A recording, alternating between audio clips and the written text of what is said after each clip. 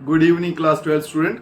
आज हम करने जा रहे हैं चैप्टर 3 मैट्रिसेस की मिसलिनियस। वो मैंने करवाई नहीं थी। आज उसके जितने भी इंपॉर्टेंट क्वेश्चन है उनसे हम डील करेंगे। तो पहले जो होता था अब तो बुक जो है आपकी उसमें से कुछ पोर्शन जो है वो डिलीट हो चुका है। पहले ज़्यादा क्वेश्चन होते थे, अब तो क्वेश्चन भी कम है। उनमें से मुझे लगता है कोई 2-4 क्वेश्चन ही ऐसे होंगे जो थोड़ी इंपॉर्टेंट हैं, तो उनको भी कर लेते हैं। चलते हैं क्वेश्चन नंबर 1 पे। कहता है A and B are symmetric matrices. A और बी दोनों सिमेट्रिक मैट्रिसेस हैं। तो अगर डेफिनेशन याद करें, सिमेट्रिक मैट्रिक्स क्या होती है? जिसका ट्रांसपोज करोगे आंसर फिर से वही आ जाएगा। ठीक है जी। ए सिमेट्रिक है तो ए का ट्रांसपोज क्या रहेगा? ए। और बी भी सिमेट्रिक है, बी का ट्रांसपोज भी क्या रहेगा? बी। प्रूफ क्या करना है? ए बी माइनस बी ए।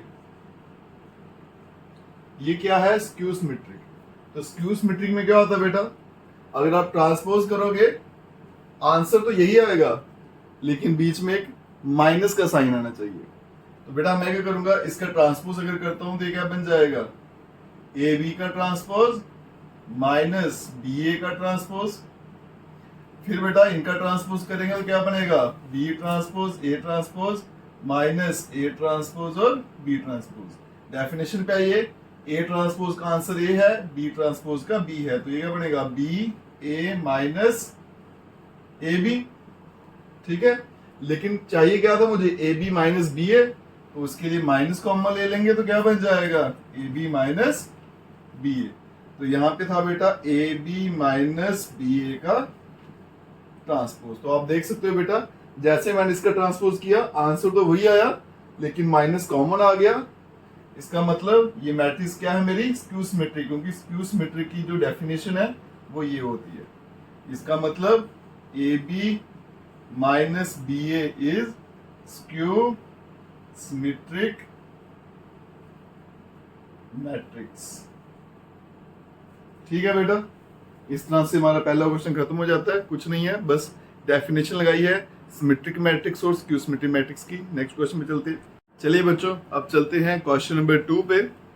पहले से थोड़ा सा मिलता जुलता है।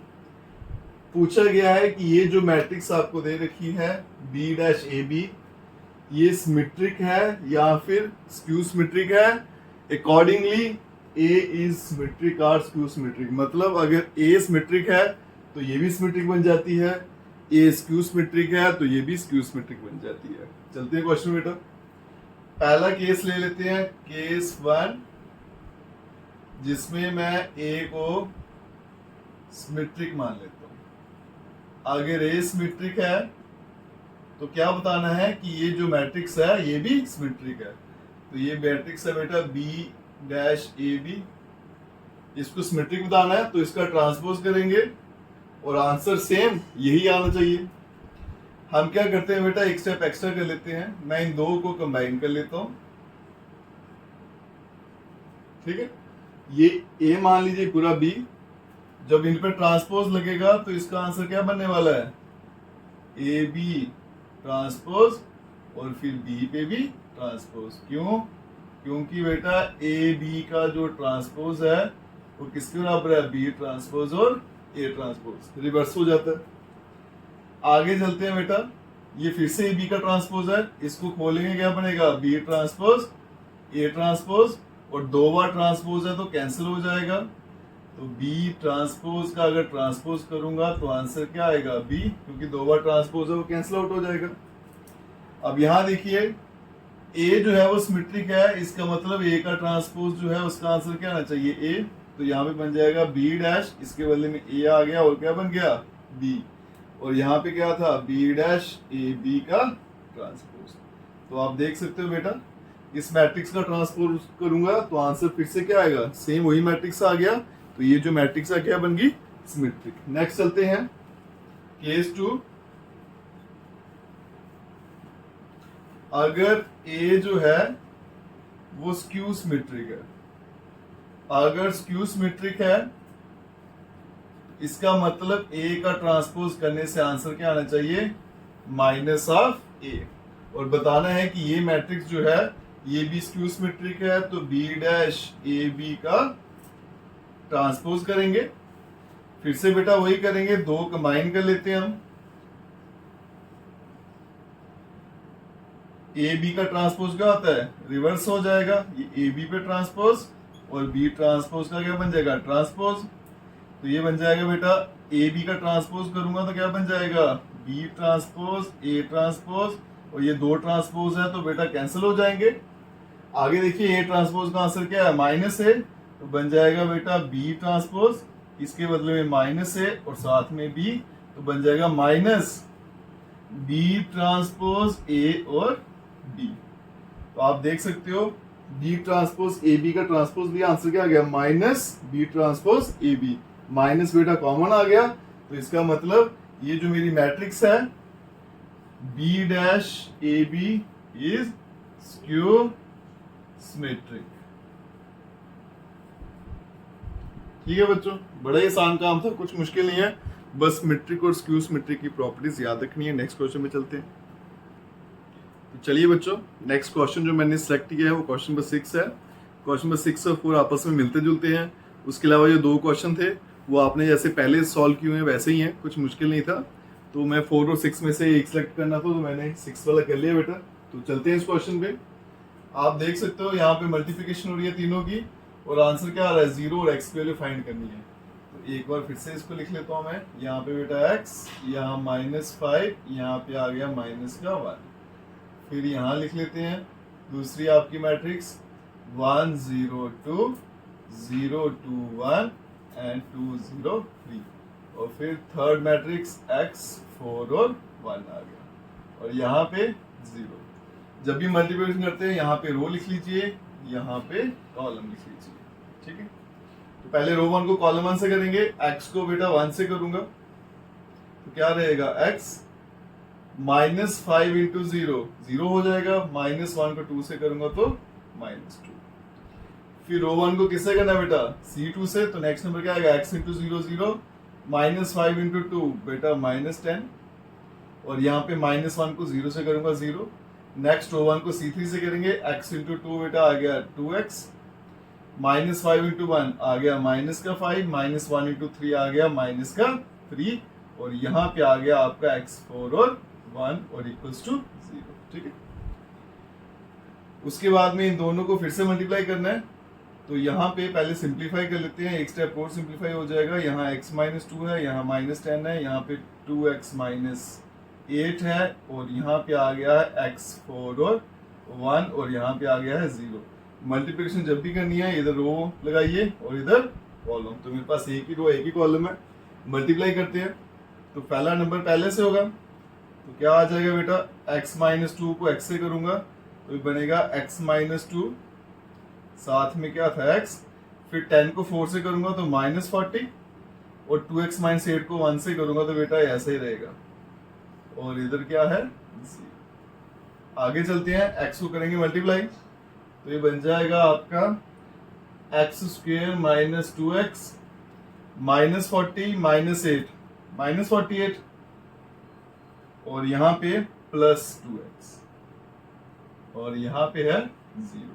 अब देखिए 2x और 2x तो कैंसिल आउट, तो पीछे क्या रह गया, x स्क्वायर -48 इक्वल्स टू 0, 48 वहां भेजेंगे, x square equals to +48, x का आंसर √+ -48, क्योंकि स्क्वायर है, दो आंसर आएंगे, एक प्लस एक माइनस में, बाकी इसके बेटा फैक्टर बना लीजिए। अगर फैक्टर बनानी है तो 12 इंटू 4 होता है, तो 48 के फैक्टर पाऊंगा अगर √2 इंटू 2 4, 4 इंटू 3 12, 12 इंटू 2 इंटू 2, तो 2 के दो पेयर बन रहे हैं, तो 4 बाहर आ जाएगा और ब्रैकेट में क्या रह जाएगा, √3। इसके साथ ही आपका x का आंसर आ गया। अब चलते हैं नेक्स्ट क्वेश्चन पे। चलिए बच्चों, अब हम चलते हैं इस एक्सरसाइज का लास्ट क्वेश्चन, जो सबसे इंपॉर्टेंट क्वेश्चन है मैट्रिक्स चैप्टर का, उस पे चलते हैं। क्वेश्चन कुछ इस तरह से है, एक्स मैट्रिक्स को फाइंड करना है और इन दोनों का प्रोडक्ट जो है वो इसके बराबर आता है। तो एक्स में एक मैट्रिक्स है, उसके बदले में मैंने एक मैट्रिक्स बना दी है। ये वाली जो मैट्रिक्स है इसका ऑर्डर मैंने लिखा है बेटा, रो कितनी है 2, कॉलम कितने हैं 3, तो 2/3। जो मल्टीप्लाई करके आंसर आया है उसकी भी रोज कितनी है 2, कॉलम कितने 3, 2/3। सबसे पहले हम फाइंड आउट करेंगे कि मेरी जो मैट्रिक्स एक्स है उसका ऑर्डर क्या होगा। अगर बेटा ये देखो दोनों मल्टीप्लाई हो रहे हैं, तो मल्टीप्लिकेशन का रूल क्या कहता है, मल्टीप्लिकेशन तभी पॉसिबल है अगर पहले के कॉलम और दूसरे के रो बराबर हो, इसका मतलब अगर इसके रो 2 हैं तो इसके कॉलम भी कितने होने वाले हैं? 2। एक चीज आ गई, मल्टीप्लिकेशन तभी पॉसिबल है अगर पहली मैट्रिक्स के कॉलम और दूसरे के रो बराबर माने जाएं। अब ये मल्टीप्लाई हो रहे हैं तो इसका मतलब इसके जो रोज और इसके कॉलम बराबर होंगे, इसका मतलब पहली वाली मैट्रिक्स के कॉलम कितने होंगे? 2। फिर बात आती है इसकी रोज कितनी होंगी। अगर आप देखो तो प्रोडक्ट करके जो आंसर आया है उसकी रो कितनी आ रही है? 2। तो फिर इसकी रो भी कितनी होंगी? 2। तभी तो ये बनेगा 2/3, अदरवाइज ये 2/3 नहीं बनेगा। ठीक है, तो ये मैट्रिक्स जो है 2/2 की है, इसमें 2 रो 2 कॉलम होंगे, तो नंबर ले लेता हूं बेटा ABCD। अब प्रोडक्ट करना है, इधर R1 R2, इधर आ गया बेटा C1 C2 और C3। चलते हैं प्रोडक्ट पे। A को 1 से किया A, B को 4 से किया 4B। नेक्स्ट R1 को C2 से, A को 2 से किया 2 टाइम A, 5B किया तो 5 टाइम B। नेक्स्ट 3A और 6B किया तो 6B। नेक्स्ट चलते हैं R2 C1, C into 1 बेटा C आ गया, D को 4 से करूंगा 4D आ गया, C को 2 से करेंगे 2 टाइम C, D को 5 से करेंगे 5 टाइम D, फिर बेटा C को 3 से करेंगे 3 time C plus 6 time D। और इस तरफ क्या आ जाएगा मेरा? -7 -8 -9 2 4 और 6। अगर आप ध्यान से देखो ये दोनों मैट्रिसेस बराबर हैं। बराबर का मतलब क्या है? इक्वल का मतलब ये होता है कि इनके नंबर भी आपस में क्या होंगे? इक्वल, तभी तो इक्वल हुई हैं। तो इसका मतलब पहला नंबर पहले के बराबर लिखना है मुझे, तो A प्लस 4B का answer -7। Second 2 time A plus 5B -8। और थर्ड आ गया आपका 3A plus 6B equals to -9। इसी तरह से बेटा C प्लस 4D, इसका आंसर 2 के बराबर, 2 टाइम C प्लस 5D, इसका आंसर 4 के बराबर। और यहाँ पे आ गया 3 time C plus 6 time D equals to 6। अब मुझे क्या करना है? 2 इक्वेशंस पकड़नी है, उनको सॉल्व करेंगे, वहां से वैल्यू निकलेगी A B की। आगे देखिए कौन सी 2 इक्वेशन लेंगे, अब उनको देखिएगा। मैं ये 2 इक्वेशन ले लेता हूं, दोनों में A और B यूज हुए। ठीक है, इन्हीं को सॉल्व करते हैं जैसे 10th में करते हैं, एलिमिनेशन मेथड या जो भी आप लगाना चाहते हो। तो फर्स्ट इक्वेशन लिख लेता हूं 2 time A plus 5 time B equals to -8। Next है बेटा A plus 4B equals to -7। तो यहाँ पे देखिए ना तो A के कोफिशिएंट बराबर है ना B के, तो पहले कोफिशिएंट बराबर करने पड़ेंगे। तो A को भी बराबर कर लेते हैं, तो 2 से मल्टीप्लाई करना पड़ेगा।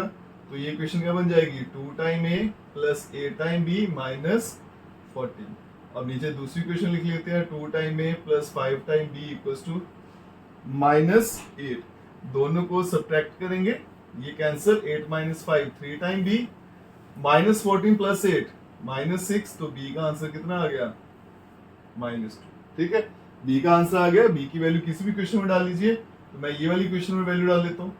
तो ये क्वेश्चन है बेटा 2 time A plus 5 time B के बदले -2 equals to -8, 2 time A -10 equals to -8, 2 time A equals to, वहां जाके प्लस का 10 10 - 8 कितना होगा? 2, और A का आंसर क्या आ गया? 1। ठीक है, A equals to 1। A B आ गया, लेकिन C और D पेंडिंग है। तो अब तो मेरे लिए काम आसान हो गया। ऐसी क्वेश्चन देखूंगा यहाँ पे B और A आते हो, यहाँ पे भी CD है, यहाँ भी CD और यहाँ भी CD। ऐसी कोई भी क्वेश्चन नहीं है जहाँ पे C और आपका A या B साथ में आता हो। तो इन दोनों क्वेश्चन को मैं सॉल्व करूंगा फिर से। तो मैं यही क्वेश्चन ले लेता हूं। ठीक है, इन दो को सॉल्व करते हैं आप। तो ये बन गया बेटा 3 टाइम, अच्छा सॉरी यहाँ पे A और B है, C और D है, ये दो नहीं आएंगे। इसके अलावा मैं ये दो इक्वेशन ले लेता हूँ, C और D में आ जाए, C प्लस 4D। दोनों इक्वेशन को यहाँ लिख देता हूँ, 2 time C plus 5 time D equals to 4। और नेक्स्ट इक्वेशन जो है मेरी वो है C plus 4D equals to 2। तो अगर आप ध्यान से देखो तो यहाँ पे ना तो C के कोफिशिएंट बराबर है ना ही D के। तो मुझे क्या करना है, इस इक्वेशन को मैं कोफिशिएंट बराबर कर लेता हूँ C के, उसके लिए इस लाइन को 2 से मल्टीप्लाई कर देता हूँ। तो जब 2 से करूंगा तो क्या बन जाएगा बेटा, 2 time C plus 8 time D, और यहाँ पे बन जाएगा 4। सब्ट्रैक्ट कर लेते हैं, ये कैंसिल हो गया, 5d minus 8d minus 3d, और यहाँ पे क्या आ गया 0, तो d का आंसर क्या आ गया 0, d की वैल्यू यहाँ डाल देते हैं, 2 time c plus 5 time d की value 0 equals to 4, 2 time c equals to 4, तो c का आंसर क्या आ गया 2। तो इसके साथ ही आपका a का आंसर कितना आ गया बेटा 1, b का आंसर -2, c का आंसर 2 आ गया, और d का आंसर क्या आ गया 0। तो मेरी जो x मैट्रिक्स थी यहाँ लिख देता हूँ, उसके एलिमेंट क्या आ जाएंगे 1 -2 फिर 2 और 0, और ये आपका आंसर है। वेरी इंपॉर्टेंट क्वेश्चन, लगभग एग्जाम में ये क्वेश्चन पूछा जाता है। तो इसके साथ ही हमारे मैट्रिक्स की मिसलिनियस की मुझे लगता है इंपॉर्टेंट क्वेश्चन थे, मैंने आपको करवा दिए हैं। अब नेक्स्ट वीडियो में हम नेक्स्ट चैप्टर पे चलेंगे, डिफरेंशिएशन पे। बाकी चैनल को सब्सक्राइब, लाइक, शेयर, कमेंट जरूर करिएगा। Best of luck.